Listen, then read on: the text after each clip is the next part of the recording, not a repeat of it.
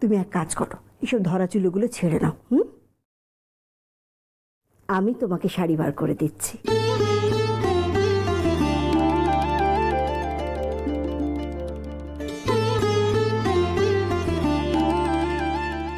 মা, বাবু আপনাকে ডাকছে। তুমি দেখেছো কি ভুল করলাম? মানুষটাকে ওষুধ পর্যন্ত দিতে ভুলে গেছি। আমি আসছি, কেমন? আচ্ছা বলছি, নতুন বউয়ের তো খাবারের ব্যবস্থা করতে হবে, তাহলে এসো দেখি আমার সাথে।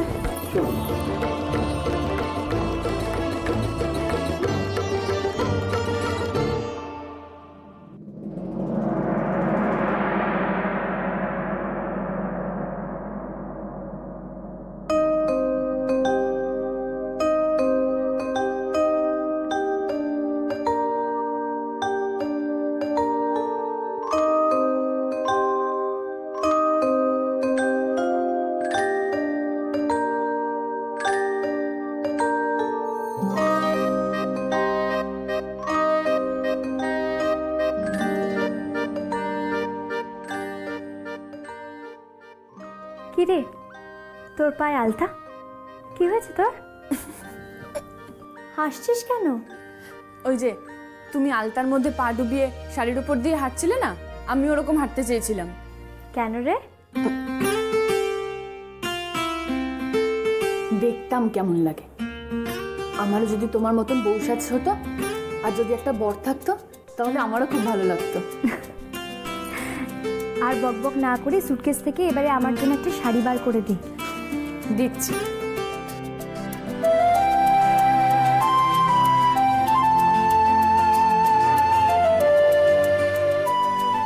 এখন কি হবে গো? এখন এবারে শাড়িটা ছেড়ে আমি এই শাড়িটা পরবো।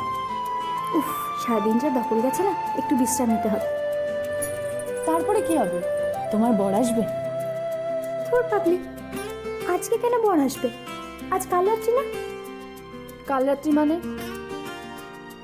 কাল রাত্রি মানে এই রাত্রে বরকে বউয়ের কাছে আসতে নেই। কেন? সে এক মস্ত গল্প, বেহুলা লক্ষিন্দরের, পরে বলবো তোকে। শাড়ি পেয়েছো?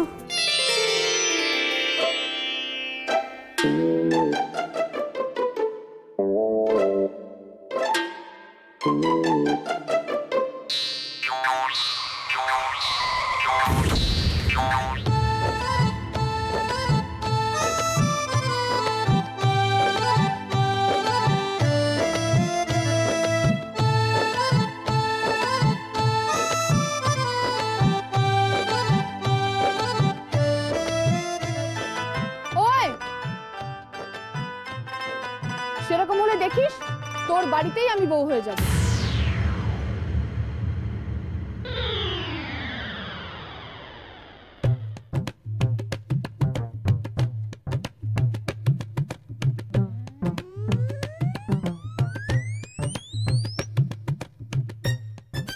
তোমার পায়ে সব কি অমন করে আলতা লাগলো কি করে?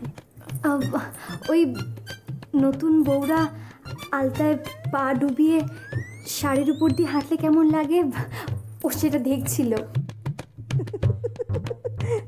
পাগলি। পাগলি না, আমার নাম সই।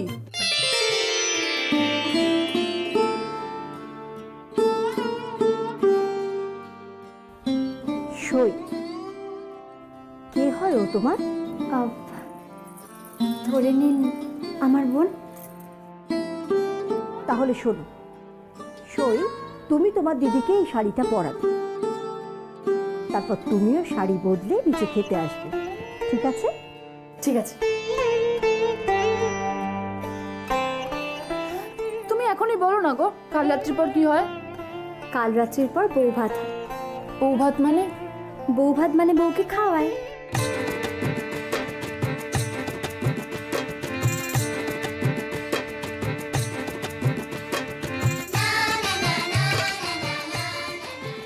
আর তারপর কি হয়? তারপর ফুলসজ্জা হয়। তাহলে আমিও ফুলসজ্জায় থাকবো। এই যা, ভাগ এখান থেকে, খালি পাকা পাকা কথা না।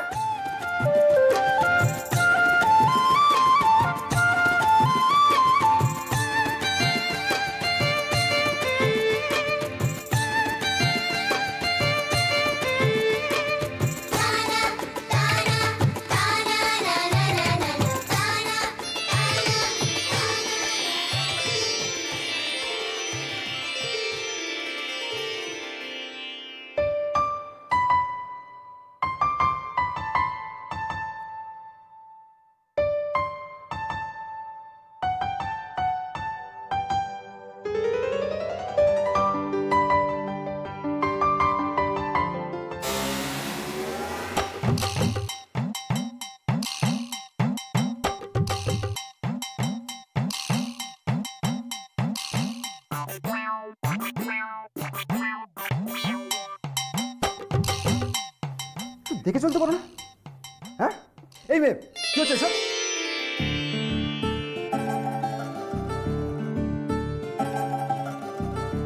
কি তু ভরা সামনে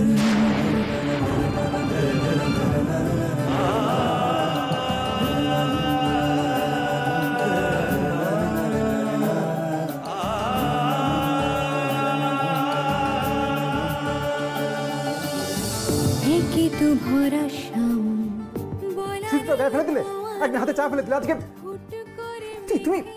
সেদিন আপনার হাতে চা পড়ে যাওয়াতে আপনার খুব ব্যথা লেগেছিল না? হ্যাঁ, ব্যথা লেগেছে। সেই জন্য আমিও আমার হাতে চা ঢেলেছিলাম। কি কি করেছো তুমি? আমি আমার হাতে গরম চা ঢেলেছিলাম। পাগল নাকি? পাগল? শুনুন,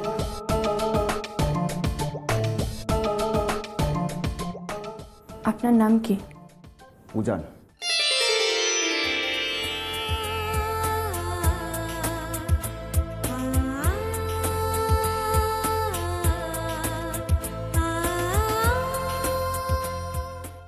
উজান ভাটি তো নদীতে হয়।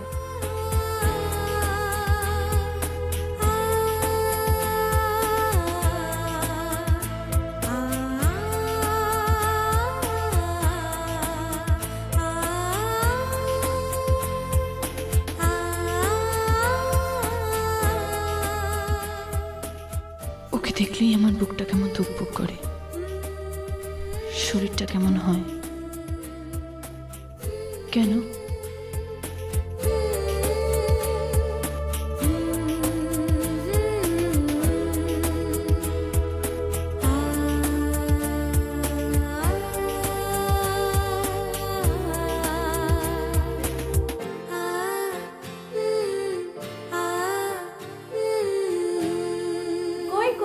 নতুন বইয়ের মুখটা একটু দেখি।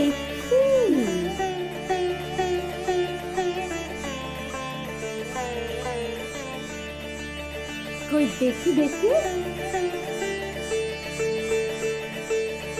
এই তো আমাদের নতুন বউ, দেখি একটু ভালো করে দেখি। সেই সেই আশীর্বাদের সময় মেয়েকে দেখেছিলাম, তখন তো কুমারী মেয়ে, আর এখন তো সিঁথিতে সিঁদুর। তা হ্যাঁ গো মেয়ে, পারবে তো এই এত বড় মুখার্জি পরিবারের বউ হতে? কই দেখি দেখি দেখি, ওমা গয়নাগুলো দেখি।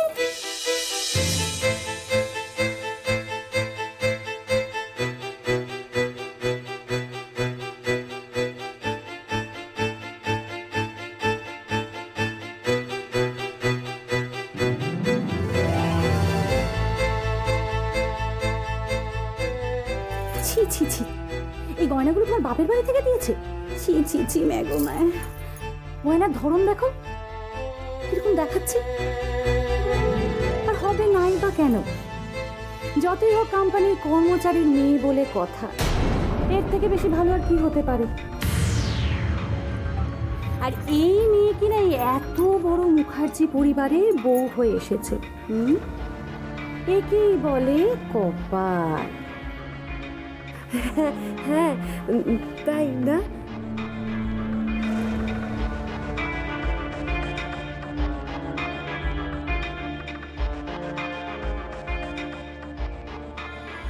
অবশ্য এই বিয়েটা কেন হয়েছে সেটা আমি বেশ ভালো করে জানি। আরে আমাদের ছেলে, সে তো আবার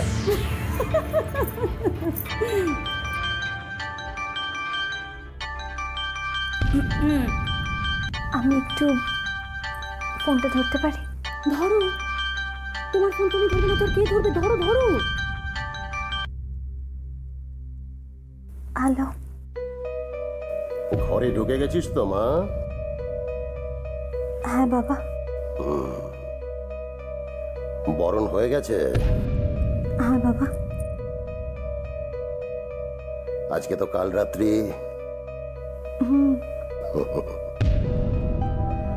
আচ্ছা শোন, কালকে তো আমরা সবাই মিলে যাচ্ছি তোর বউ ভাতে। কয়লা খনিতে ঢুকতাম, বুঝলি মা, কয়লা খনিতে। তখন তোর সবে জন্ম হয়েছে, খাদানের মধ্যে ঢুকে কয়লার মধ্যে হিরে খুঁজতাম, হিরে। তখনও জানি না যে ভগবান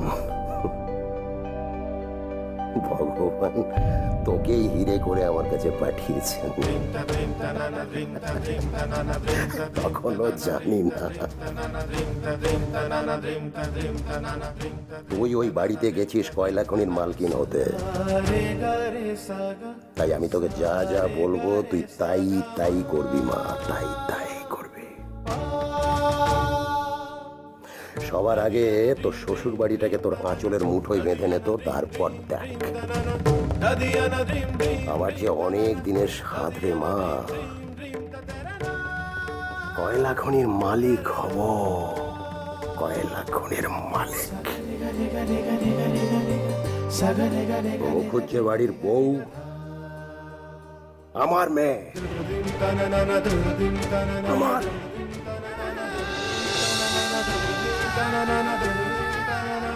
বাবা কি বলছিল? মেয়েকে বুঝি চোখে হারাচ্ছে?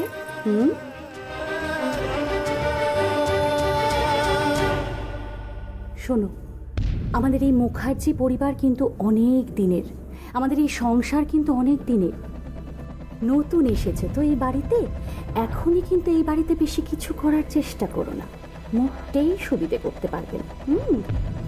তাই না মিঠু, কি বলো? হ্যাঁ হ্যাঁ, তাই তো।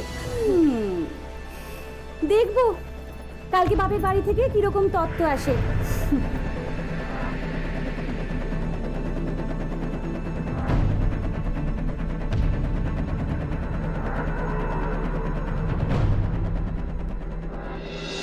কোথায় গেলি তোরা? তাড়াতাড়ি আয়, অনেক তত্ত্ব সাজাবার বাকি আছে। বস, এই নে ধর, এই তুমি প্রণামী শাড়ি দাও, দেখছি না ওগুলো সব সাজাতে হবে। এই তুমি ওইটার মধ্যে একটা সেলোফেন লাগাও তো। দিদি, এই দিদি, আরে তাড়াতাড়ি বল, আমার এখন শোনার সময় নেই। এসব কি শুনছি? কি শুনছিস? শুনলাম ছেলে নাকি সুস্থ নয়।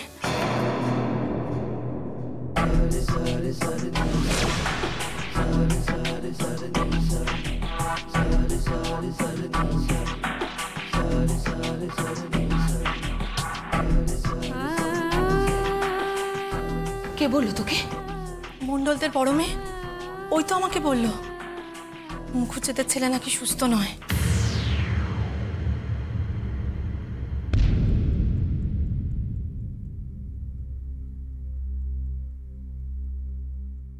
তুই জানতিস দিদি? জেনে শুনে হাত পা বেঁধে মেয়েটাকে জলে ফেলে দিলি। কে বলেছে ছেলে সুস্থ নয়?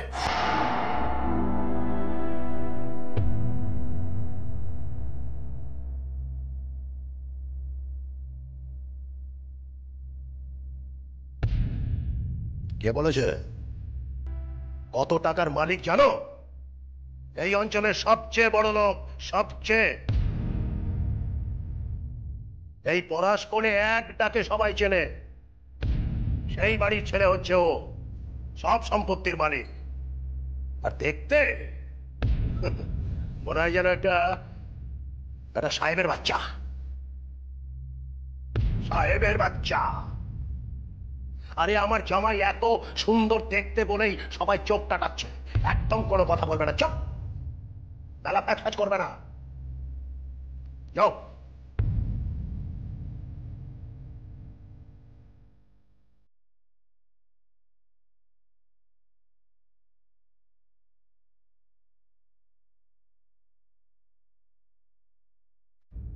কালকে বউ ভাতটা ভালোই ভালো মিটে যাক, আর তারপরে অষ্টমঙ্গলা। অষ্টমঙ্গলাতে জামাই যখন এখানে আসবে তাকে দিয়ে টিপছাপটা মারিয়ে নিতে হবে। কিসের? কোনো প্রশ্ন নয়, সব মতলব আমি করে রেখেছি। শুধু আমার মেয়ে তার বাপের কথা একটু শুনবে, ব্যাস।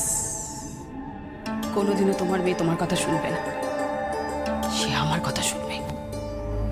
তোমার বংশের মতো নোংরা রক্ত তার গায়ে বইছে না।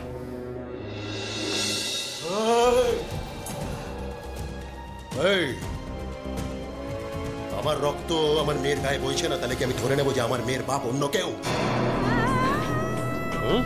ছি, ভদ্রভাবে কথা বলো, চিপটা না খসে পড়ে যাবে। অমানুষ, তুমি একটা অমানুষ।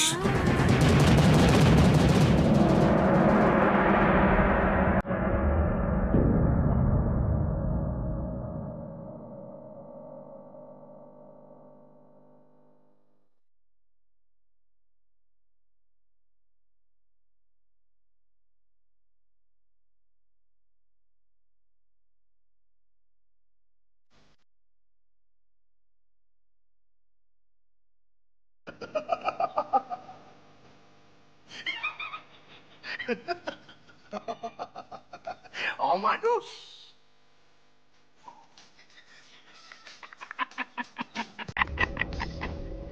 অমানুষই তো, অমানুষই তো।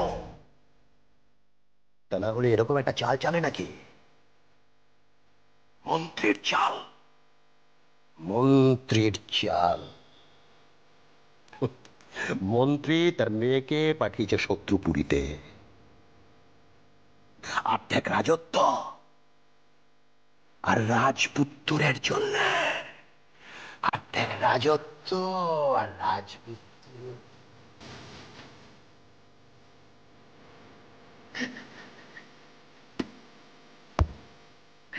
অমানুষ।